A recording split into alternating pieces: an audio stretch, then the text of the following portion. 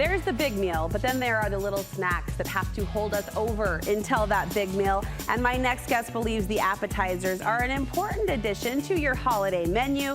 Brooke Harmer is joining me through the screen, sharing her recipe, her idea, her suggestion for pumpkin butter crostini. Hi, Miss Brooke, how are you? I'm great, Brooke. Good to see you again. Brooke to Brooke, we can't beat this tag team, right? We're here for it. Yeah. We've got it. So exactly how important are the appetizers for you when you're planning that Thanksgiving feast? Well, if you're anything like my family, we're basically grazing all day long to try and save room for the main meal. Yes. And so for me, if you can come up with a really good appetizer, you still feel like you're getting that festive Thanksgiving extra special meal, but you've still got that room for the turkey and the mashed potatoes and all the goods. And I feel like to that point, appetizers are a place you can kind of have some fun. You can get a little more creative. You can maybe deviate from the more traditional flavors. I know we have pumpkin going on here, but this is sort of a gourmet flavor combination on bread, right? Yeah, it's a little bit non-traditional and it sounds super fancy, but it is so easy to put together and the flavor combination is unreal. I wish you were here to taste it. Oh my goodness, I can't wait to try it in my own kitchen at least. So you say it starts with prepping the baguette. How do we do that? So the baguette's really simple. How you make crostini is you just slice the baguette into little slices like this. I like to do it kind of at an angle rather than like straight up and down. And then you can either brush it with olive oil. I just like to spray it with cooking spray and you just pop it in the oven at 425 for about 6 to 8 minutes until it's nice and golden brown. And that's that. All right, next layer, not just any old goat cheese, it's whipped goat cheese. What goes into that? Yes. It's only 2 ingredients. It's goat cheese with non-fat plain Greek yogurt for a boost of protein, but it's got the same creaminess and a little bit of tang that sour cream does. And you just add a pinch of salt and you're good to go. All right, next layer, we've got bacon. Yes.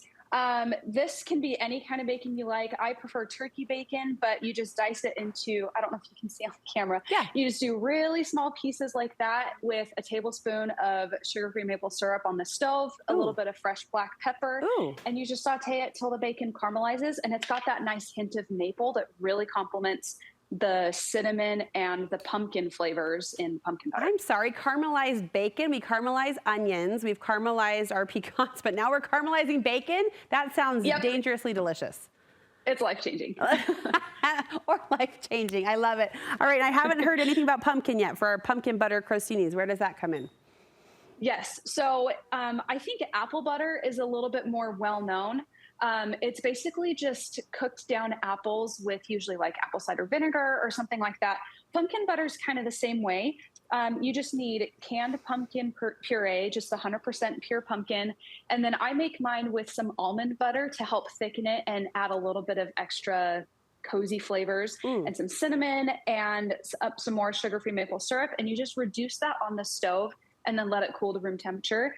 And it gets to be this really thick consistency, and it's got all those fall flavors in it, and you can use it in your smoothies, you can use it on crostini, you can use it like in a pumpkin pie if you wanted to make it a little bit more special. So it's really versatile, but that's the signature ingredient for our crostini today. All right, you layer that up, and most of these can be prepped ahead of time, right? Some extra steps with the caramelized bacon and the pumpkin butter, but you could do that in advance. Yeah, and that's the beauty of this appetizer is I'm sure that whatever you're making for Thanksgiving, you've probably like created an oven schedule, right? You're like, okay, this has to go in the oven 2 hours before, and then we have to hurry quick swap it out with this so that everything's warm at the same time. All of this can be prepped in advance, and then you just assemble it 5 minutes before you're ready to eat. And so it's technically a no-bake appetizer that you can just have for Thanksgiving without ruining your oven schedule. It looks lovely. Is there a little nut crunch on that and a garnish too? Yeah, let me get you, what's a really pretty one? This is a pretty one. Okay, so we've got the caramelized bacon and then some salted pepitas or pumpkin seeds. Okay. Those are just the store-bought ones. I didn't like go dig those out of a pumpkin.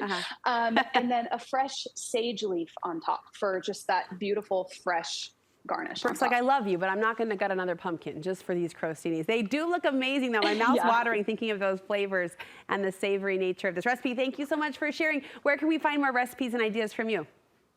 You can find me at kapaicooking.com. That's K-A-P-A-I cooking.com. And that's my handle across all social channels. What does that stand for? Kapai is from the Maori language. That's the native language of New Zealand. Okay. And it literally translates to "it's good." So my brand is It's Good Cooking. I love it. All right, we'll link you from our website. Brooke, thank you so much for kicking off appetizer season here, at least on the Thanksgiving menu for us. We appreciate it. You're welcome. I hope you love it. Happy Thanksgiving. You too.